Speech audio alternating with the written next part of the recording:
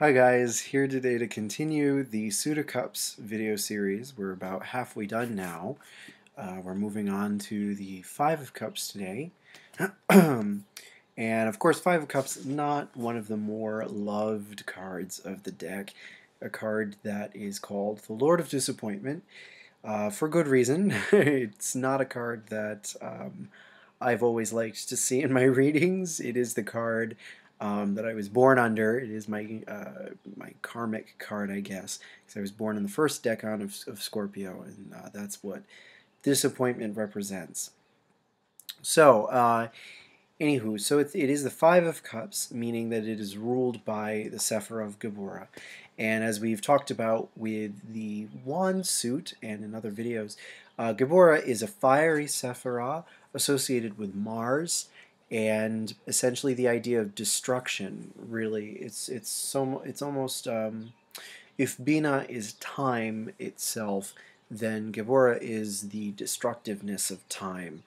Um, and not only that, but just destruction really in any sense. Any kind of putrefaction or reductive process is ruled by that pillar of severity, ruled by Geburah there. Um, Whereas the opposite pillar, Chesed through Netzach and all that, is obviously about growth and expansion. This is about limitation and basically just restriction to some extent. So here with the Five of Cups, it is one of the uglier cards, I think. I would say in the deck. It's just got such gross colors in it, and really that is the point. They are trying to emphasize the idea that Scorpio is all about putrefaction here. Let's go ahead and read through, as we've been doing, what Alistair says about all this. So he says, this card is ruled by Geburah in the suit of water. Geburah being fiery, there is natural antipathy. Hence arises the idea of a disturbance just when least expected in a time of ease. So he's saying, again, this is kind of going back to that Four of Cups thing, that neither the four nor the five are get along particularly well with the energies that they contain. Um, it's funny because the Two of Cups is Venus in Cancer, and that has such a gentle, soft, benign energy. And the Three of Cups, being Mercury in Cancer, is also it works somehow. Because symbolically, he explains about how Mercury represents, the logos descending upon the womb of the goddess, or whatever you want to call it. But once we get to the four, then he says that the number four and the moon don't get along at all, so that causes difficulty with the four. But the number four is so stable and balanced that it hasn't broken apart yet. The five is much the same thing, but the antipathy is so much more exaggerated. And really, it is because Geburah is not a passive Sephirah at all, and water is a passive element. So putting those two ideas together in the first place creates a problem. Next, he says the attribution is also to Mars in Scorpio, which is his own house, and Mars is the manifestation on the lowest plane of Geburah, while Scorpio, in its worst aspect, suggests the putrefying power of water. Yet the powerful male influences do not show actual decay, only the beginning of destruction. Hence, the anticipated pleasure is frustrated. The lotuses have their petals torn by fiery winds. The sea is arid and stagnant, like a dead sea or like a chott. In North Africa, no water flows into the cups. First of all, a chott, I just looked it up, is apparently like a salt lake that you can find in North Africa. So that explains what a chott is. I never knew that. But this is interesting stuff. Essentially, this is one of those cards in which the Sephirah matches up with the astrological planet in it, in the card. So in this case, we have the Sephirah of Mars, of Geburah, and we have Mars also in the astrological setup of the card. So we have this double Mars focus here that is in a watery element and is therefore even more aggressive than water would like in the first place, more so than the four of cups, which was so uh, much more gentle, much more benign. And Scorpio itself is sort of a I would know Scorpio is kind of a difficult sign. It's more it's a much more aggressive sign than Cancer for sure, and it is more. It's just got more. What's the way I want to put it? It's got more oomph in it as a sign. All of the fixed signs do have more oomph than any other sign in their triplicity. But anywho, basically, uh, that's what he's getting at there. Now, the interesting thing is that the actual decay has not yet happened, according to Crowley, which you know, I guess I can see that.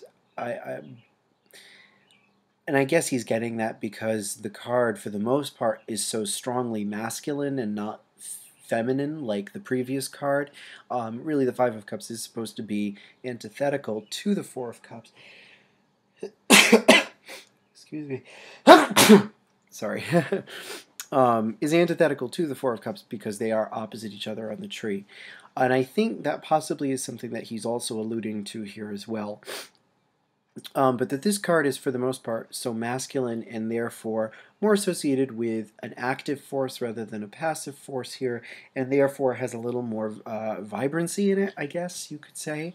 Uh, and so, therefore, it is not necessarily showing total destruction or gloom and doom.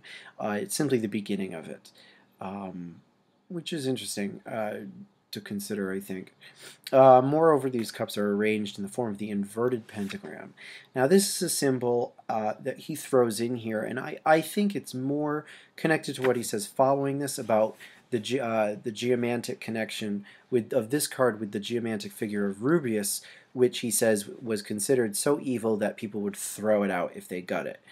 So I think he's saying that, because Mars in Scorpio is traditionally seen as a symbol of evil, that it's okay to put that inverted pentagram in the Five of Cups, and not necessarily in the suit preceding it, the Five of Wands, because of course all the fives in the top deck, except for the Five of Wands, have that inverted pentagram uh, shape on them. And it starts with the suit of wands. It does not start, excuse me, it starts in the suit of cups. It does not start in the suit of wands, which is interesting. And I think that is because, he has his whole shtick about why the Five of Wands is a good card in some ways, mainly because he was born under that card. And how its being fire is more okay. All the other cards, the astrological attributes are all screwed up, and they're all contradictory to each other, and so they cause these like evil energies in the cards, I guess, is what he's getting at. And so that's why he puts such an intense symbol on the next set of fives, and only the fives of cups, swords, and discs. At least that's the only thing I can think of. Because otherwise the number 5 is associated with the pentacle as well, which may also have something to do with it. The number Gabora and the pentacle are closely interconnected symbols, and the fact that these cards have poor energy combinations in them astrologically, they represent that same symbol, but jumbled in a way that the energy is not balanced in them, and therefore any imbalance in the material plane represents a triumph of matter over spirit, is possibly the doctrine that he is trying to encapsulate for us here. It's a little tricky to kind of legitimize, because I feel like if he was going to use that symbol on every single 5, he should have done every single 5, but he did not, and there has to be a reason for that. So that's the best I can come up with. All right, so as far as divination is concerned, this card is a huge bummer to get. It is really disappointment. That is a very accurate way of describing this card. It is the feeling that what you expected to get out of something is not what you actually get out of something. and as a result, you feel like you lost out. There's this feeling of loss in this card, and I think that that is really what the whole putrefaction, decay business is about with the scorpionic energy of this card. You know, it does feel like a mini death, and it's bitter. It's a really bittersweet thing. It can also represent, you know, partaking in a pleasure, a form of pleasure, and not getting what one wanted out of it. It doesn't necessarily have to mean being denied a pleasure entirely. It can actually also mean, which is what I think he's getting at here, you know, the sense of decay has not actually happened yet. I think he's saying that, you know, it can represent almost like biting into a sour apple or something. Um, you know, it tastes good, but in a really gross way, and you know, like, or taking a bite into a rotten apple or something. Some sort of food analogy is what I'm getting at here. But all I can think of is sourness and bitterness, you know, and it leaves you with the taste that you didn't quite want or quite expect, uh, and yet there was still this weird pleasurable aspect of the experience. That's how I would explain that. Yeah, because the 5 is a little bit like the 7, little bit. The 7's more overboard, but the 5 is also in the same camp of bad stuff. So that's about it. I hope that clears that up for you. I hope you don't get this card. And I hope that if you are born under it, like I am, you are dealing with it better than I sometimes do. So, anywho, guys, thank you as always for checking in, and I'll be doing another video tomorrow or something. And make sure you like, subscribe, comment, whatever. And I will also, as I've been doing, post the link if you are interested in getting a reading from me. You can check that out on the bottom. Actually, I am currently having a sale on my website. I'm currently doing a deal where if you buy one regular priced reading for $21.25, you can get a second reading of your choice half off. So that is going on now until I believe the 16th of June is when I'm going to stop doing that.